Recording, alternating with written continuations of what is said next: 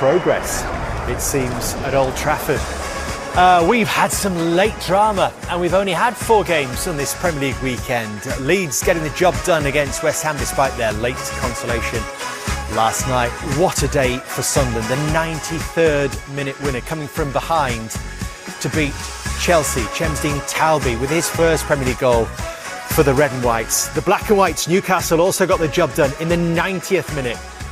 Bruno Guimaraes with the winning goal to see off Fulham, and Manchester United beating Brighton in the end by 4 goals to 2. Liverpool at Brentford this evening, and then all those games for you tomorrow live on Sky Sports.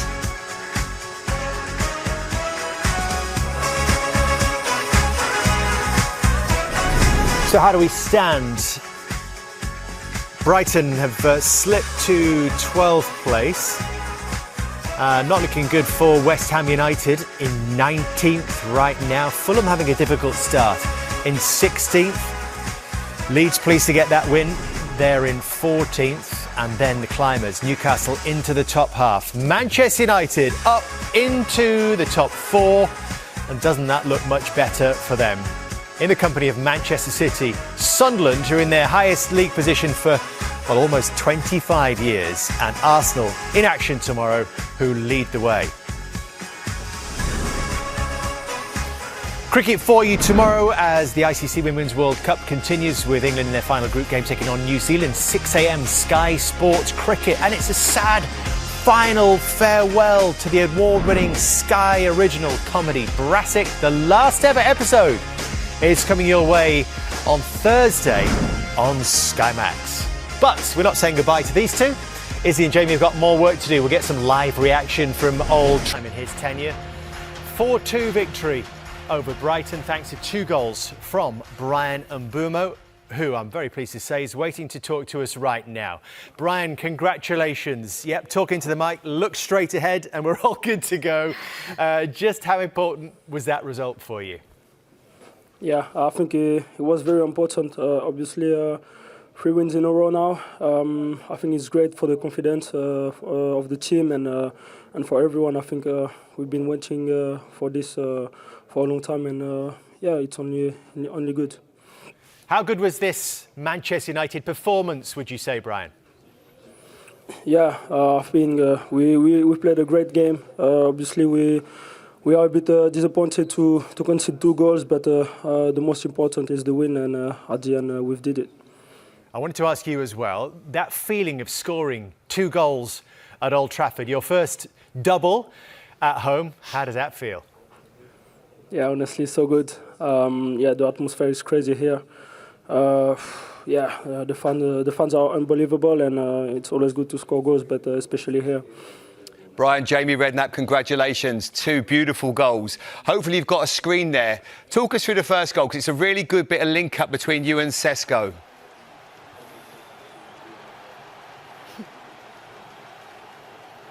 Can you see it, Brian? Yeah. He's enjoying it. Talk us through it. Your good movement here. Yeah, see, Sesko can always turn around and deliver good balls, and I didn't ask myself a lot of questions. I just went and I tried to beat the defender and the keeper. Love that smile. And then obviously the second goal, great understanding with Bruno Fernandes this time. There's a lovely little, he leaves it for you. You take a really good touch and then smash it into the top corner. This was almost telepathic between the 2 of you. Yeah, I've seen a big gap. Obviously, I didn't know that Aiden was gonna put it through, and luckily it happened, and yeah, happy to score. Brian, you obviously did fantastically well at Brentford, and then you get a move to Manchester United. Just talk us about the difference and the expectation and what it's been like to go to Manchester United. And it looks like things are starting to turn for the better right now. How enjoyable has it been for you? Yeah, obviously I enjoy a lot here. It hasn't been easy at the start, obviously. It's a new environment, a new expectation, but I think with the automatism, with the link up with the team, I think everything is going the right way. Brian, does it feel like you are developing good connections with your teammates, the likes of Matheus Cunha, Bruno Fernandes in particular, Sesko, of course, Mason Mount? It looks like you're developing a good feeling between the players. Yeah, I think we all put a lot of work at training. I think it's the most important because what we do there, we try to replicate it on the pitch. And yeah, with the time, the link up are growing up, and yeah, we're going to try to understand each other even better. But it's 3 wins out of 3, Brian. What, for you, is the big difference that we are seeing from Manchester United in this period? Yeah, I think, as I said, the work we put in, the efforts, the togetherness we give on the pitch is a key. And yeah, after we try to stick at the plan, and yeah, we just try to play as best as possible. But presumably, I mean, you're in the top 4 now. I don't know if you're aware of that, but presumably this is why you actually came to Manchester United, because that's where you wanted to be challenging? Yeah, obviously, I like the challenges. Yeah, came here to a big club, and yeah, we want to fight for the best places.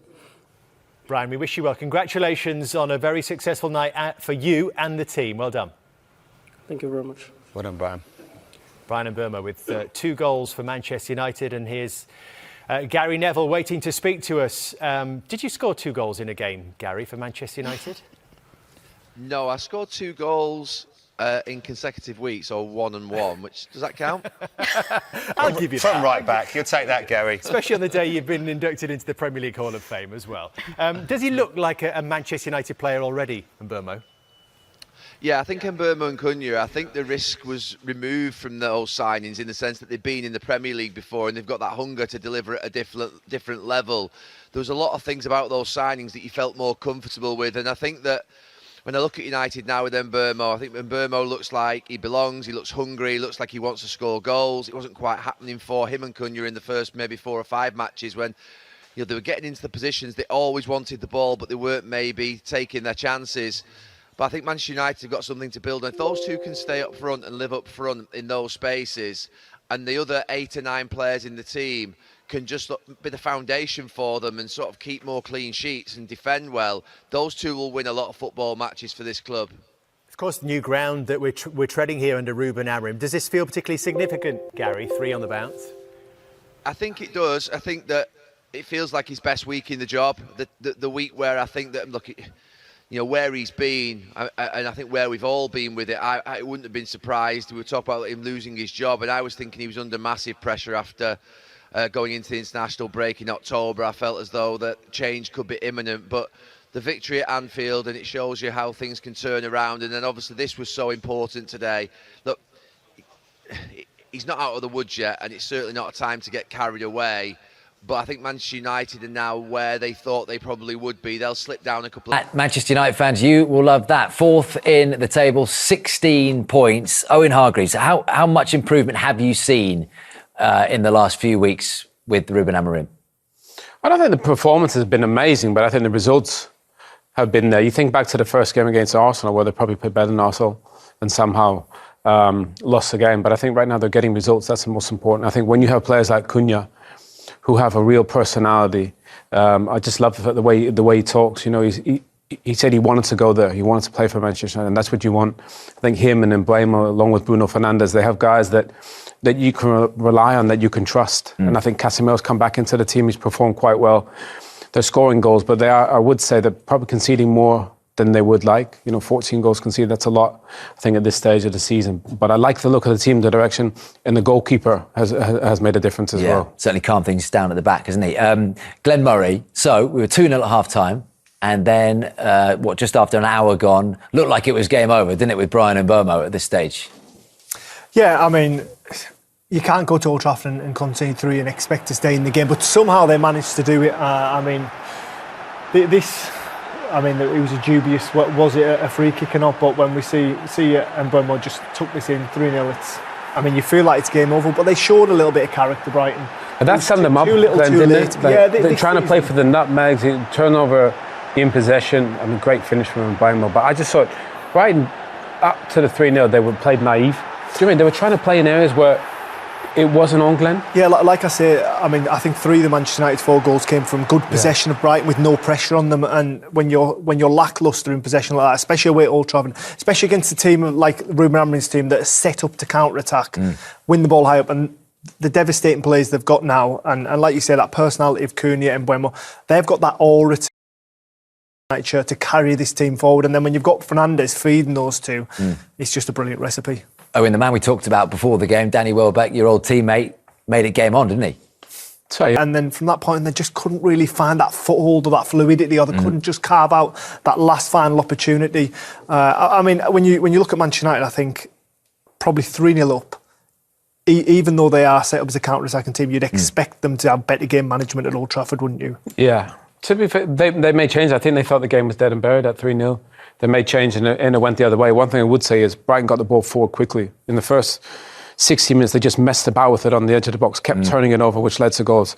At the end of the game, they're just getting the ball in the box, putting Man United under pressure, and that's where the goals came from. Well, that Charalampos Kostoulos header had you out of your seat in the green room, Glenn. We were thinking the comeback could well and truly be on, but less than 4 minutes later, Owen, Brian and Mbeumo again. Watch this dummy from Bruno Fernandes, by the way. What's the ball from heaven? Watch the dummy from Bruno. Oh, my word. He's so clever. He's so smart. And what a finish from Mbeumo, but I think you'll see it from this angle better. Bruno always checking the shoulder. Look, knows exactly where everybody is.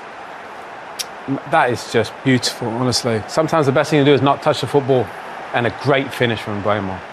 Yeah, I mean, that's why he's there, isn't it? That's meat and drink for him, isn't it, for Brian Mbeumo? 2 on the afternoon. Brilliant afternoon for him. I mean, Manchester United back where we're more used to seeing them. Whether the performances are good enough to keep them there, let's see. And let's see what is ahead for your old team, Owen, in terms of Sean Dyche against Nottingham Forest. They go to the City Ground and then a trip to London to face Tottenham Hotspur under Thomas Frank. And then after that, David Moyes comes back to Old Trafford with his Everton side there. In terms of a run, how are the next few weeks looking then? And can this continue? Well, they're going to have to make the game against Forest because they're not a team that are going to want the ball. So, but they need to find a way. Even if you're not playing well, you need to find a way to get points. They're doing that at the moment. Long may it continue. Yeah, enjoyed that. You guys, last few hours, there we go. Manchester United 3 points, and we watched, of course, Sunderland with a late winner earlier on at Stamford Bridge. Next, though, we are focusing on events in West London at the G-Tech Community Stadium because Liverpool, the champions, are in the capital to take on Brentford, and Ben Mee is with Danny Murphy and Julia Stewart. Well, thank you very much, Will. Exactly as you said it, a former Liverpool midfielder, a former Brentford defender in the house to take us home this Saturday for Premier League action here on Premier League Live. To see whether Liverpool can reboot their Premier League title defence, Jordan Henderson against his former side for the first time since leaving Anfield.